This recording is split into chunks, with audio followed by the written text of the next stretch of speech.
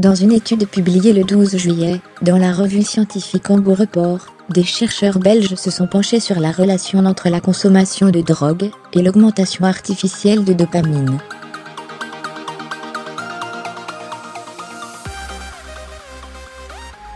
De manière systématique, la consommation de stupéfiants provoque une augmentation de ce neurotransmetteur responsable de la sensation de bonne humeur.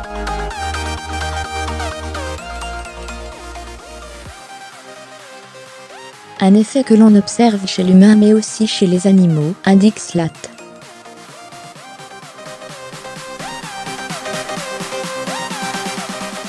Un gène impliqué dans l'augmentation de dopamine.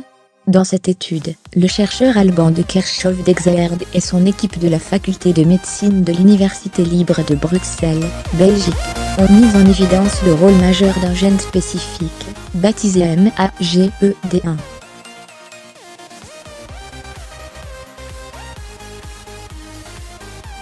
Les chercheurs ont décidé d'inactiver ce gène et ont réalisé différents tests in vivo à l'aide de souris transgéniques.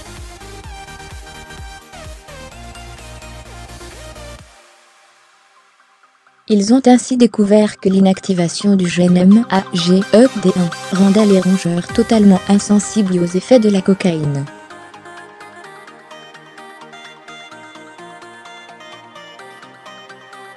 Sans MAGED1, la libération de dopamine après la prise de cocaïne était fortement diminuée.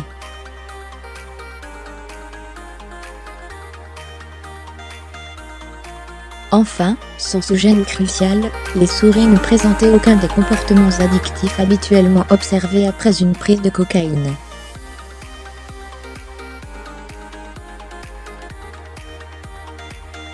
Une découverte capitale. Les scientifiques en ont conclu que le gène MAGED1 contrôlait la libération de la dopamine par l'intermédiaire des neurones du cortex préfrontal, qui jouent également un rôle important dans la dépendance.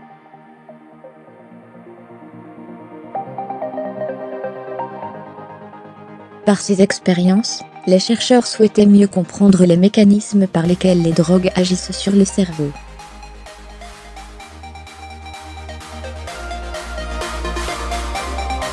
Leur découverte ouvre la voie à de nouveaux traitements, plus ciblés et efficaces, de la dépendance aux drogues.